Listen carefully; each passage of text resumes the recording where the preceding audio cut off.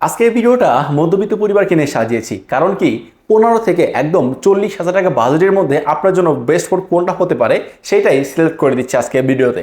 দেখেন, বিশ্ববাজারে র্যামের দাম বেড়ে গিয়েছে।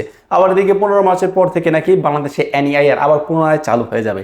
তারপর কি আদৌ দেখেন আপনার কি একটা ফোন কেনা সেটা কি সাধ্যের মধ্যে থাকবে? অনেক দাম বেড়ে যাবে। এই জন্য আপনার বাজেটটা যাই হোক না কেন, আমার মনে হয় 15 মার্চের মধ্যে আপনার বাজেট অনুযায়ী পছন্দের ফোনটা মিলিয়ে নিয়ে পারচেস করে নেওয়া। তো এই জন্য আজকে ভিডিওতে আমরা একদম 15 থেকে শুরু করে 40,000 টাকা বাজেটের মধ্যে আপনার জন্য বেস্ট ফোন কোনটা হতে পারে তারই একটা লিস্ট নিয়ে হাজির হয়েছি।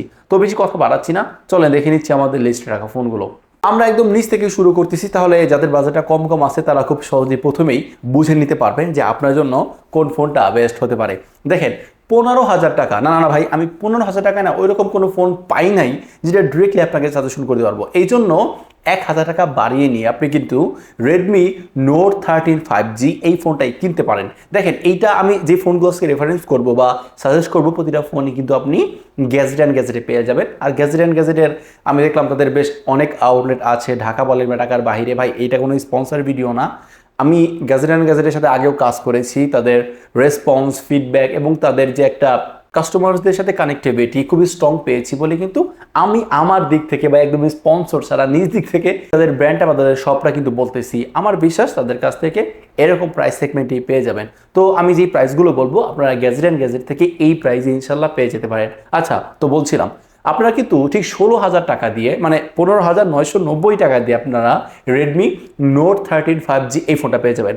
এটার দুইটা ভেরিয়েন্টে হয়, একটা হচ্ছে 6128 আর একটা হচ্ছে 8256। 8256টা আপনার 17,400 টাকায় হয়ে যাবে। আমি বলবো যে না, যদি বাজেটটা ওই যে 15,000 টাইট হয় তাহলে আপনারা 15,990 টাকা দিয়ে এক্স্যাক্ট একদম রেডমি নোট 13 5G 6128 এই ফোনটাই পারচেস করতে পারেন। দেখেন, এই ফোনটা পারচেস করার পর আপনি কী কী পাচ্ছেন এই ফোনটাতে?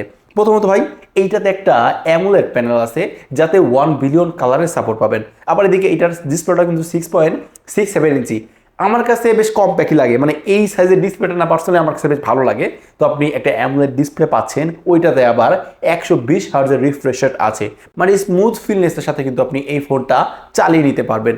আবার এটার চিপসেটের জায়গায় তারা ব্যবহার করছে ডাইমেনসিটির 6080, যেটা 6 ন্যানোমিটার আর্কিটেক্টের বিল্ড আপ করা। তো এই ফোনের চিপ দিয়ে আপনি রেগুলার কাজ বাজ করেন, মাল্টিটাস্কিং বলেন, আবার এদিকে টুকিটাকি গেমিং কিন্তু খুব ইজিলি চালিয়ে নিতে পারবেন। তো আমার কাছে মনে হয়েছে আপনার বাজেটটা একদম এক্স্যাক্ট যদি 15,000 টাকা হয়, তাই একটু কষ্ট করে কারোর কাছে হাওলাত করে নিয়ে হলো হোক, আপনি 15,990 টাকা দিয়ে রেডমি নোট 13 5G এই ফোনটা কিনতে পারেন।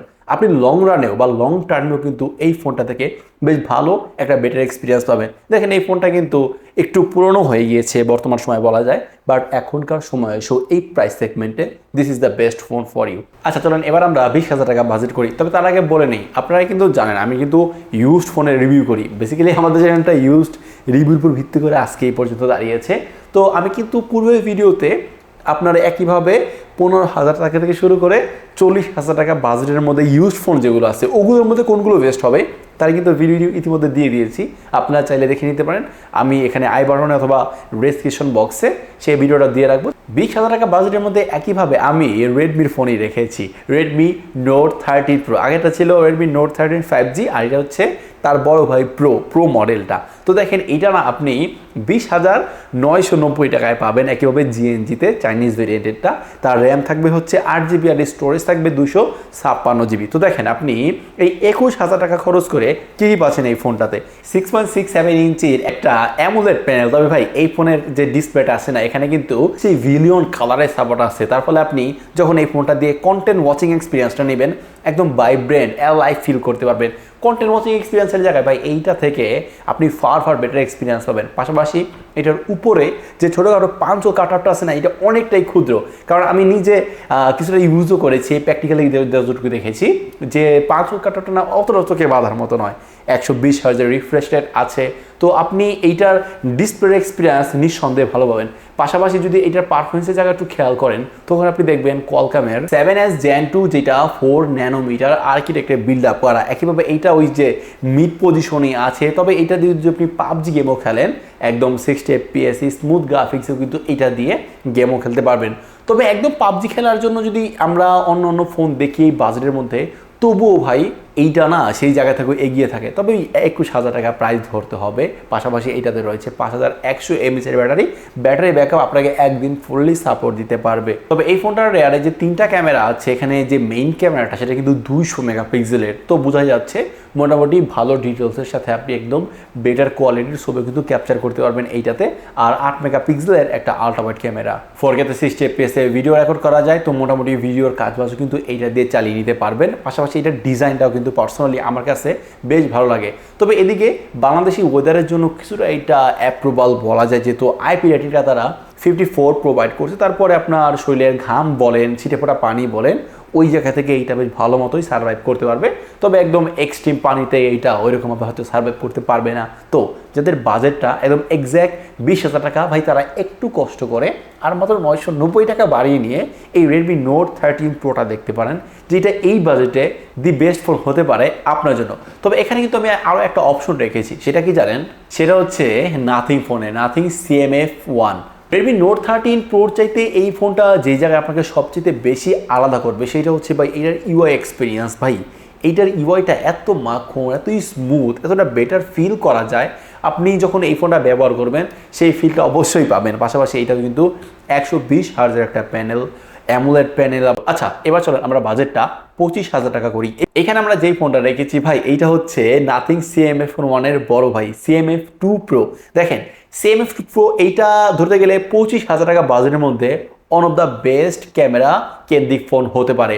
এইটার ক্যামেরা এতে যেহেতু একটা 50 মেগাপিক্সেলের টেলিফটো লেন্স আছে, আমার মনে হয় না এই বাজেটে অন্য কোনো ফোন ওরকম টেলিফটো লেন্স দিবে। আবার পাশাপাশি এটাতে আপনি আরও 2 বছরের অ্যান্ড্রয়েড আপডেটটাও পাবেন। যদি আপনি জিএনজি বা গ্যাজেট অ্যান্ড গ্যাজেট থেকে কিনতে চান, আপনাকে 24,990 টাকা খরচ করতে হবে। এটাতে একটা অ্যামোলেড প্যানেল আছে, তবে এই ফোনের অ্যামোলেড ডিসপ্লেটা কিন্তু 6.77 ইঞ্চি, মোটামুটি আদর্শের কাতারও কিন্তু এটাকেও ফেলা যায়। এটা 120 হার্জের ডিসপ্লে। পাশাপাশি এই ফোনটাকে পাওয়ার দেওয়ার জন্য কিন্তু এদিকে 5000 mAh এর ব্যাটারিটা আছে। দেখেন বর্তমানে যেহেতু ব্যাটারির জামানা চলতেছে বা ব্যাটারি একটা ধরতে গেলে স্বর্ণের যুগ চলতেছে, কারণ আমরা দেখতেছি লিথিয়াম পলিমার ব্যাটারিটা আসার পরে এখন 8,000, 10,000, 15,000 mAh এর ব্যাটারি দিচ্ছে। বাট লিথিয়াম আয়নের 5,000 mAh এর ব্যাটারি আপনি ডে টু ডে লাইফে নর্মালি ইউজ করে নিঃসন্দেহে পার করতে পারবেন। আবার এদিকে যেহেতু এই ফোনের চিপসেটটাও মোটামুটি পাওয়ারফুল, 7-3 ডাইমেনসিটির 7300 প্রো, তো এই ফোনের চিপসেট আপনি মোটামুটি ভালো লেভেলের গেমিং করতে পারবেন। দেখা গেছে কি ওইরকম যদি হাই গ্রাফিক্স কেন্দ্রিকের কথা যদি বলি, পাবজিটা একদম 120 FPS না খেলতে পারলো, আপনি 90 FPS এই ফোনটা দিয়ে খুব ইজিলি গেম রান করাতে পারবেন। তবে এই ফোনটা বেসিক্যালি আমি তাদেরকে একদম দুর্দান্তভাবেই সাজেশন করব যারা ভাই একদম ক্যামেরা বেস বা ক্যামেরাকে ফোকাস করে যদি কোনো ফোন কিনতে চান, রিলায়েবিলিটির সাথে লং টার্ম একটা স্মুথ ইউআই এক্সপিরিয়েন্স দেবেন, একটা স্মুথ ফিলের সাথে যদি কোনো ফোন কিনতে চান, নিঃসন্দেহে এই নাথিংয়ের CMF2 প্রো এই ফোনটাই কিনতে পারেন। এইটা আসলে একটা ব্যালেন্স টাইপের ফোন, আপনি গেমিংও করতে পারবেন ব্যালেন্সভাবে, আবার যদি ক্যামেরার দিকে ডিমান্ড থাকে আপনি এই চাহিদাটা বা এই ডিমান্ডটাও কিন্তু আপনি এই ফোনটা দিয়ে পুষিয়ে নিতে পারবেন। তো আমার কাছে মনে হয়েছে নিঃসন্দেহে আপনার বাজেটটা যদি 25,000 টাকা, 24,990 এইরকম হলে এই ফোনটাই দেখতে পারেন। চলেন এবার আমরা বাজেটটা 30,000 টাকা করি। দেখেন 30,000 টাকা তো অবশ্যই না, এখানে আর কষ্ট করে 1,000 টাকা বাড়াতে হবে। ধরতে গেলে প্রতিটা ফোনের জায়গা কিন্তু আপনার 1,000 টাকা করে বাড়াতে হচ্ছে। আর ওইরকম একদম ধরা বান্ধাভাবে ভাই 30,000 লক এরকম কথা বললেও হবে না। আপনার ওই 30,000 টাকা হলে হয়তো 1,000 বাড়াতে হচ্ছে অথবা 1,000 কমাতে হচ্ছে, এরকমভাবে ব্যালেন্স করে কিন্তু ফোন কিনতে হয়। আচ্ছা, তাহলে 30,000 টাকায় আমি কোন ফোনটা রাখছি? ভাই 30,000 টাকা একটা ভালো ফোন আপনাদেরকে সিলেক্ট করতে গিয়ে লিটারেলি আমিও না একটু ভ্যাপাচাকা খেয়ে গিয়েছিলাম। কারণ কি এত পরিমাণের ফোন মিনিমাম আমি দেখেছি মানে 10 থেকে 15টা ফোন পাওয়া যাচ্ছে এই 30,000 টাকা বাজেটের মধ্যে। এখন কোনটা রেখে কোনটা কিনবেন, কোনটা আপনাকে সাজেশন করব? তো এই জন্য আমি বেসিক্যালি দুইটা পার্ট করেছি বা দুইটা ভাগ করেছি। সেটা হচ্ছে একটা ক্যামেরা কেন্দ্রিক ফোন আর আরেকটা হচ্ছে পারফরমেন্স কেন্দ্রিক ফোন। এখন দেখেন আপনি যদি ক্যামেরা কেন্দ্রিক ফোন কেনেন, দেখা গেছে কি ওইটার ক্যামেরার এক্সপিরিয়েন্স নিঃসন্দেহে ভালো পাবেন, বাট পারফরমেন্সের জায়গাটা বা গেমিংয়ের জায়গাটা বা লং টার্ম ইউজের জন্য কিন্তু ওইটা অতটাও প্রেফারেবল হবে না। আর আপনি যদি এদিকে পারফরমেন্স কেন্দ্রিকের জিনিসটা চান তাহলে ক্যামেরাটা স্কিপ করতে হচ্ছে, ক্যামেরার এক্সপিরিয়েন্স ভালো পাবেন না, বাট এইটা গেমিং এক্সপিরিয়েন্স আপনাকে ভালো দিবে। আবার লং রানেও কিন্তু ওইটা তার স্টেবল পারফরমেন্সটাও ধরে রাখতে সক্ষম হয়। তো এই জন্য 30,000 টাকায় আমি যদি প্রথমে ক্যামেরা কেন্দ্রিক ফোনের কথা বলি, সেটা হচ্ছে ভাই Honor A200। ভাই একদম দুর্দান্ত লেভেলের আপনি ক্যামেরার এক্সপিরিয়েন্স পেতে পারেন এই ফোনটা থেকে। এইটা আমরা বেশ কয়েকটা রিভিউ আছে আমাদের চ্যানেলে, যদি এইটার একদম ইনডেপথ রিভিউ দেখতে চান আমাদের সাজেশনের পরে আই বাটনে অথবা ডেসক্রিপশন বক্সে দিয়ে রাখবো, আমাদের চ্যানেলটা ঘুরে এসেও দেখে নিতে পারেন। এইটার ক্যামেরা এক্সপিরিয়েন্স এই বাজেটের মধ্যে দি বেস্ট আউটপুট আপনাকে দিতে পারে। পাশাপাশি এইটার ডিসপ্লেটা কোয়াড কার্ভ, আর এইদিকে 5200 mAh এর ব্যাটারিটাও আছে। চিপসেটটা এইটা অ্যাভারেজ, আপনি গেমিং এর জায়গায় টুইটাকে এক্সপিরিয়েন্স পাবেন। পাশাপাশি ওই যে যদি পাবজিটা খেলেন তাহলে আপনি একদম স্মুথে নিলে 60 FPS পর্যন্ত ইজিলি এই ফোনটা দিয়ে রান করতে পারবেন। এই ফোনের ডিসপ্লেটা 120 হার্জের ডিসপ্লে। এক কথায় বলবো, যাদের বাজেটটা 30, 31, 32 মানে এরকম আছে, ক্যামেরার দিকে আপনাদের মেন প্রায়োরিটি আছে। Honor 200 আজ থেকে 2 বছর আগের ফোন হলো, 2024 সালের ফোন হলো, এই 2026 সালেও এসে এই ফোনটা ক্যামেরা কেন্দ্রিকের জায়গায় যদি ফোকাস থাকে তবুও কিন্তু রিকমেন্ড করা যায়। আচ্ছা, এবার যদি আমরা পারফরমেন্স কেন্দ্রিকের কথা বলি তাহলে কোনটা? এই জায়গায় আসতেছে ভাই Redmi Turbo 4 Pro। ভাই এই বাজেটের মধ্যে the best powerful phone ever in Bangladesh. যদি এক্স্যাক্ট বলি 30,990 টাকা। একইভাবে এই ফোনটা কিন্তু আপনি জিএনজিতে পেয়ে যাবেন। এক কথায় একদম পারফরমেন্স বেসিস ফোন। কারণ কি দেখেন, এই ফোনে যে চিপসেটটা আছে না, ওইটা হচ্ছে Qualcomm স্ন্যাপড্রাগনের 8S Gen 4, যেটা 4 ন্যানোমিটার আর্কিটেকচার বিল্ড আপ করা। আমার মনে হয় না এই প্রাইস সেগমেন্টে এরকম চিপ দিয়ে আরো অন্য কোনো ব্র্যান্ডের ফোন আপনি পাবেন। আবার দেখেন এই ফোনটাতে কিন্তু আবার 7550 mAh এর বিশাল বা ম্যাসিভ একটা ব্যাটারি আছে। আমরা যদি যে ফোনগুলো লিস্ট করেছি এই ফোনগুলোর সাথে কম্পেয়ার করি, নিঃসন্দেহে এইটা ব্যাটারির জায়গায় এগিয়ে থাকতেছে। আবার এই ফোনের বক্সের সাথে কিন্তু আপনি একটা 90 ওয়াটের ফাস্ট চার্জিং সাপোর্টটা পাবেন। তার ফলে এই ফোনটা 1 ঘন্টা প্লাস সময় নেয় ফোনটা ফুল চার্জ হতে। তো এক কথায় ভাই, যারা গেমিং লাভার আছে বা গেম কেন্দ্রিক প্রিয়, গেমকে প্রায়োরিটি দিয়ে যদি ফোন কিনতে চান, এই ফোনটাই দেখতে পারেন।